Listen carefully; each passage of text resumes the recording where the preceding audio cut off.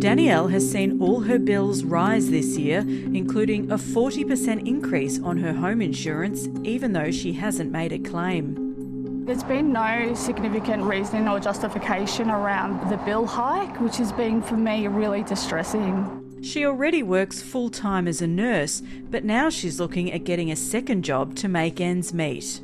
It's really overwhelming and a really difficult position to be in, because I never thought I would be considering whether I pay for my family members' medication or whether we can actually go to the doctor. She's one of 600 Australians who've written submissions to an inquiry into price gouging by big business that's been commissioned by the Australian Council of Trade Unions. The chair, Professor Allan Fels, says he wants to get to the bottom of what's driving up prices. There's evidence that profit markups have gone up in Australia and globally, and there's evidence that competition has been reduced here and globally. World events like the war in Ukraine and the pandemic have been used as an excuse to keep prices high, he says. Industry feels at the moment they can get away with things without anyone probing. And the former ACCC boss warns companies found to be doing the wrong thing could be named and shamed.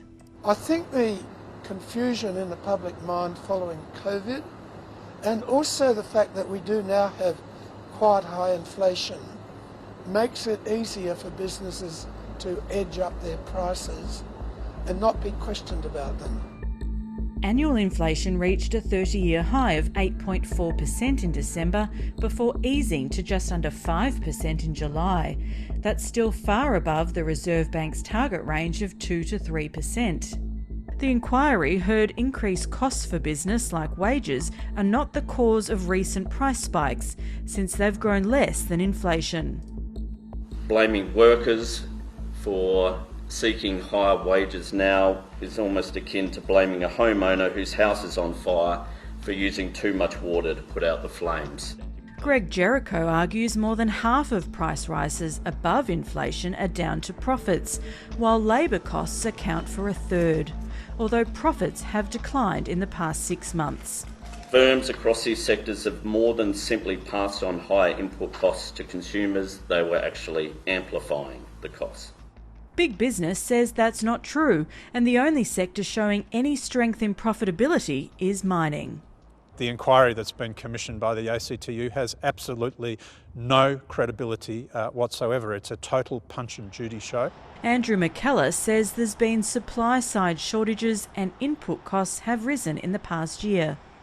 The idea that companies are price gouging, that this is driving profitability, that this is adding into inflation, there's very little evidence for that.